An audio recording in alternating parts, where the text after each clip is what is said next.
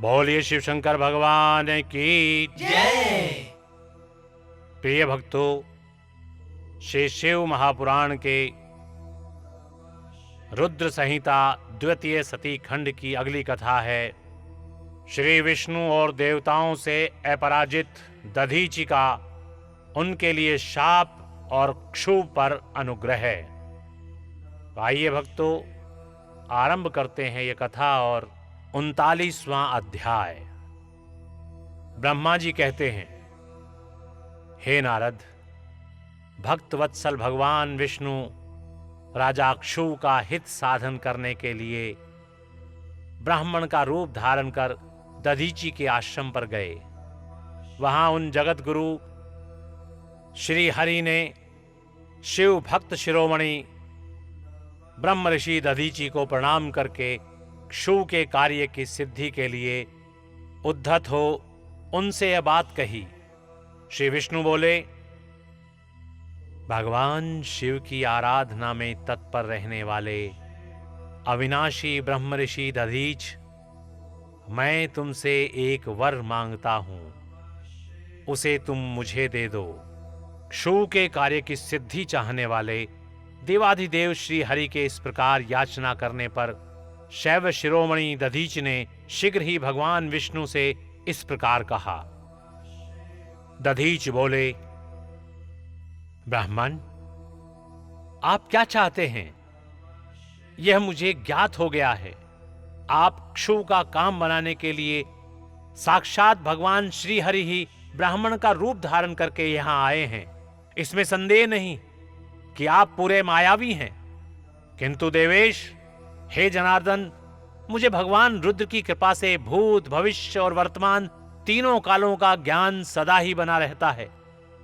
हे सुव्रत, मैं आपको जानता हूं। आप पापहारी श्री हरि एवं विष्णु हैं। यह ब्राह्मण का वेश छोड़िए। दुष्ट बुद्धि वाले राजा क्षुभ ने आपकी आराधना की है, इसलिए आप पधारे हैं। भगवान, हे हरे, आपकी भक्त वत्सलता को मैं भी जानता हूं। यह छल छोड़िए, अपने रूप को ग्रहण कीजिए और भगवान शंकर के स्मरण में मन लगाइए। मैं भगवान शंकर की आराधना में लगा रहता हूं। ऐसी दशा में भी यदि मुझसे किसी को भय हो तो आप उसे यत्न पूर्वक सत्य की शपथ के साथ कहिए। मेरा मन शिव के स्मरण में ही लगा रहता है। मैं कभी झूठ नहीं बोलता। इस संसार में किसी देवता या दैत्य से भी मुझे भय नहीं होता। श्री विष्णु बोले, उत्तम व्रत का पालन करने वाले दधीचि, तुम्हारा भय सर्वथा नष्ट ही है, क्योंकि तुम शिव की आराधना में तत्पर रहते हो, इसलिए सर्वज्ञ हो। परंतु मेरे कहने से तुम एक बार अपने प्रतिद्वंदी राजा क्षुभ से जाकर कह दो कि राजेंद्र, मैं तुमसे डरता हूं। भगवान विष्णु का यह वचन सुनकर शैव शिरोमणि महामुनि दधीचि निर्भय ही रहे और हंसकर बोले। दधीचि ने कहा, मैं देवाधिदेव पिनाक पाणी भगवान शंभु के प्रसाद से कहीं कभी किसी से और किंचित मात्र भी नहीं डरता, सदा ही निर्भय रहता हूं। इस पर श्री हरि ने मुनि को दबाने की चेष्टा की। देवताओं ने भी उनका साथ दिया, किंतु सबके सभी अस्त्र कुंठित हो गए। तदंतर भगवान श्री विष्णु ने अगणित गणों की सृष्टि की, परंतु महर्षि ने उनको भी भस्म कर दिया। तब भगवान ने अपनी अनंत विष्णु मूर्ति प्रकट की। यह सब देखकर च्यवन कुमार ने यहां जगदीश्वर भगवान विष्णु से कहा। दधीचि बोले, महाबाहो, माया को त्याग दीजिए। विचार करने से यह प्रतिभास मात्र प्रतीत होती है।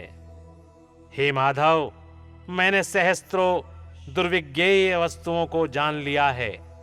आप मुझ में अपने सहित संपूर्ण जगत को देखिए। निरालस्य होकर मुझ में ब्रह्मा एवं रुद्र का भी दर्शन कीजिए। मैं आपको दिव्य दृष्टि देता हूं। ऐसा कहकर भगवान शिव के तेज से पूर्ण शरीर वाले च्यवन कुमार दधीचि मुनि ने अपनी देह में समस्त ब्रह्मांड का दर्शन कराया। तब भगवान विष्णु ने उन पर पुनः कोप करना चाहा। इतने में ही मेरे साथ राजा क्षु वहां आ पहुंचे। मैंने निश्चेष्ट खड़े हुए भगवान पद्मनाभ को तथा देवताओं को क्रोध करने से रोका। मेरी बात सुनकर इन लोगों ने ब्राह्मण दधीचि को परास्त नहीं किया। श्री हरि उनके पास गए और उन्होंने मुनि को प्रणाम किया। तदंतर क्षु अत्यंत दीन हो उन मुनीश्वर दधीचि के निकट गए और उन्हें प्रणाम करके प्रार्थना करने लगे। क्षु बोले, हे मुनि श्रेष्ठ, शिव भक्त शिरोमणे, मुझ पर प्रसन्न होइए। हे परमेश्वर, आप दुर्जनों की दृष्टि से दूर रहने वाले हैं, मुझ पर कृपा कीजिए। ब्रह्मा जी कहते हैं, हे नारद, राजा क्षु की यह बात सुनकर तपस्या की निधि ब्राह्मण दधीच ने उन पर अनुग्रह किया। तत्पश्चात श्री विष्णु आदि को देखकर वे मुनि क्रोध से व्याकुल हो गए और मन ही मन शिव का स्मरण करके विष्णु तथा देवताओं को शाप देने लगे। दधीचि ने कहा, देवराज, इंद्र सहित देवताओं और मुनीश्वरों, तुम लोग रुद्र की क्रोधाग्नि से श्री विष्णु तथा अपने गणों सहित पराजित और ध्वस्त हो जाओ। देवताओं को इस तरह शाप दे क्षु की ओर देखकर देवताओं और राजाओं के पूजनीय द्विज श्रेष्ठ दधीच ने कहा, राजेंद्र, ब्राह्मण ही बली और प्रभावशाली होते हैं। ऐसा स्पष्ट रूप से कहकर ब्राह्मण दधीच अपने आश्रम में प्रविष्ट हो गए। फिर दधीच को नमस्कार मात्र करके क्षु अपने घर चले गए। तत्पश्चात भगवान विष्णु देवताओं के साथ जैसे आए थे उसी तरह अपने वैकुंठ लोक को लौट गए। इस प्रकार वह स्थान स्थानेश्वर नामक तीर्थ के रूप में प्रसिद्ध हो गया। स्थानेश्वर की यात्रा करके मनुष्य शिव का सायुज्य प्राप्त कर लेता है। तात, मैंने तुम्हें संक्षेप से क्षु और दधीच के विवाद की कथा सुनाई और भगवान शंकर को छोड़कर केवल ब्रह्मा और विष्णु को ही जो शाप प्राप्त हुआ उसका भी वर्णन किया। जो क्षु और दधीच के विवाद संबंधी इस प्रसंग का नित्य पाठ करता है वह अपमृत्यु को जीतकर देह त्याग के पश्चात ब्रह्मलोक में जाता है। जो इसका पाठ करके रणभूमि में प्रवेश करता है उसे कभी मृत्यु का भय नहीं होता तथा यह निश्चय ही विजयी होता है। बोलिए शिव शंकर भगवान की जय। प्रिय भक्तों, इस प्रकार यहाँ पर श्री शिव महापुराण के रुद्र संहिता द्वितीय सती खंड की ये कथा और 39वां अध्याय यहाँ पर समाप्त होता है।